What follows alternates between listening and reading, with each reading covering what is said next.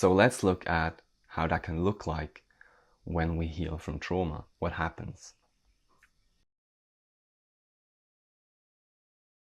When we heal from our trauma, be it through therapy, coaching, contemplation, self-compassion, or any other means that fits for you, we can move out of dissociation and start processing our emotional pain and the unmet needs from the past, meaning that we integrate them and start to be able to express our needs and actually fulfill them, re-nurturing or reparenting ourselves and fulfilling the holes, so to speak, in our emotional makeup.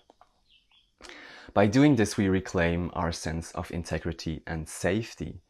We can get back in touch with who we really are, what we want, and what we need. And the feeling of powerlessness diminishes. Even by being in touch with what we want, we feel more empowered because now we know, compared to not knowing what we want and being completely afloat in life and lost because we have no means to orient ourselves around. We start to fill the space that we inhabit with our own meaning making and start to choose based on everything that we know, but especially on what we feel to be the right thing for us in any given moment. We start to lead our lives not from what other people or tradition tells us to do, but from in the moment spontaneous sensing what moves our internal life force, or by listening to how life wants to express itself through us, so to speak. So this is really a in the moment, spontaneous, emerging process that we can start to take part in again as soon as we are more in connection with our inner world, with our feelings, with our boundaries, with our needs, with our wants, with everything that is going on internally for us on a felt level, not on a rational or on a mental level, but on a felt, experiential level of our whole experience.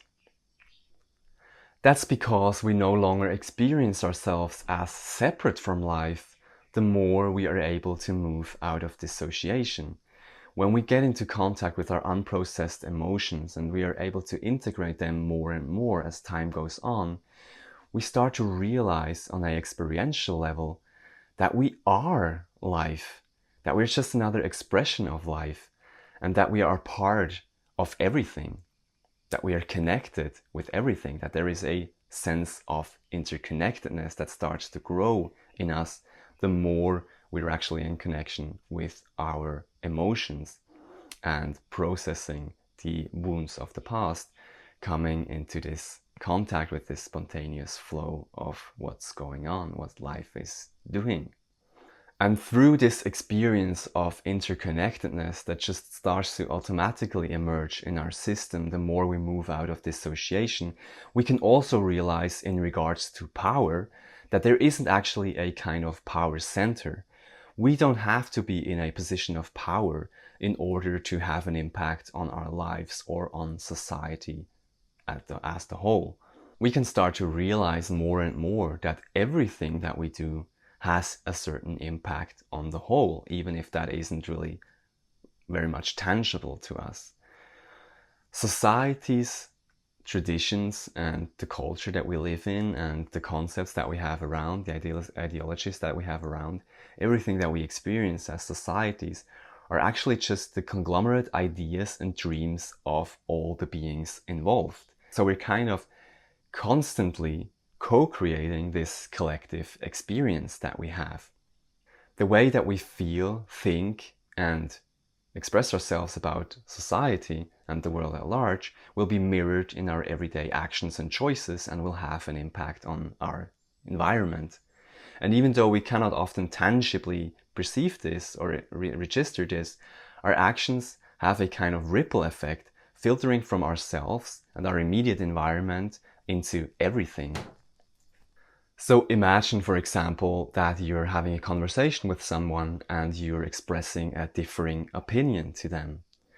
Especially if you express this opinion in a calm and thoughtful way, and the discussion is also including the feelings and the experience of this other person, and whatever you're expressing is just an invitation to reflect on this, the other person is very likely to think about this and be impacted by it.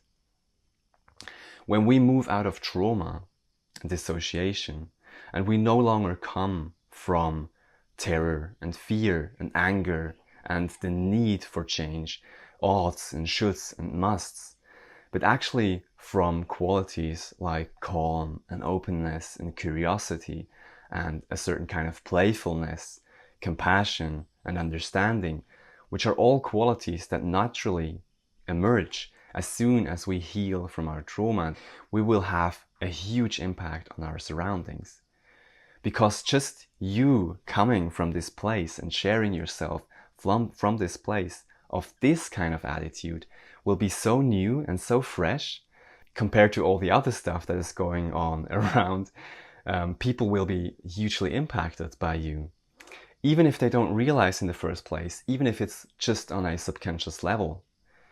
But you coming from that place, and with this kind of ripple effect that I was telling before, you will start to trigger things in other people, and they will be impacted, and they will start to think about things in a different way. They will have a different perspective. They will start to act differently just because the impacts that they got from you. And they will then in turn have an impact on their environment.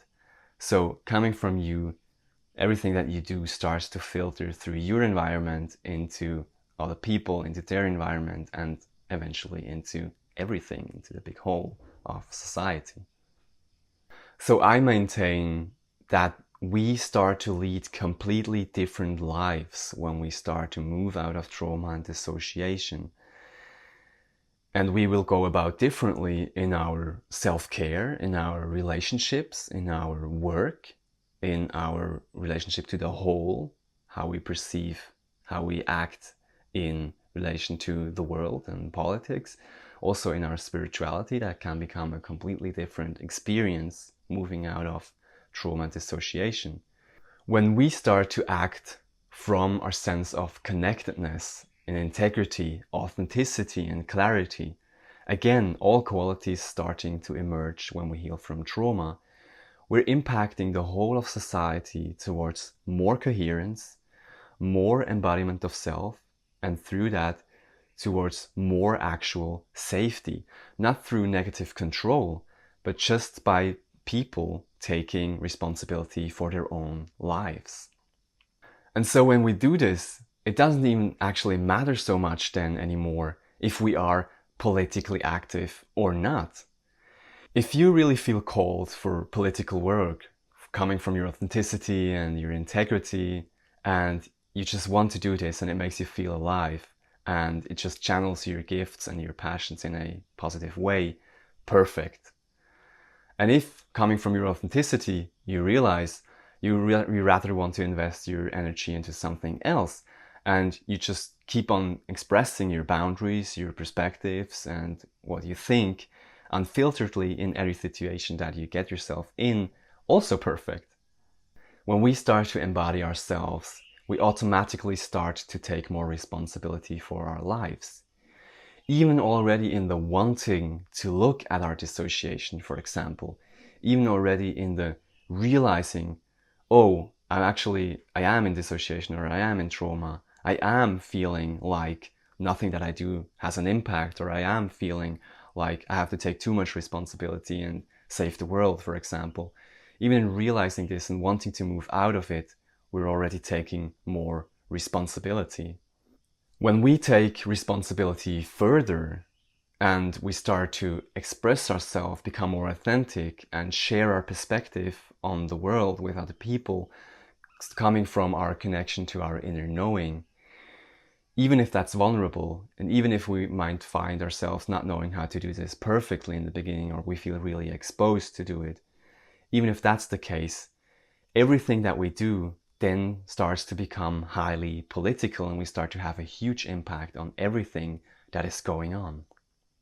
That's because we are again in connection with the spontaneous and emergent flow of life force, and we are making new decisions, creating new opportunities, pathways, and possibilities for ourselves and others.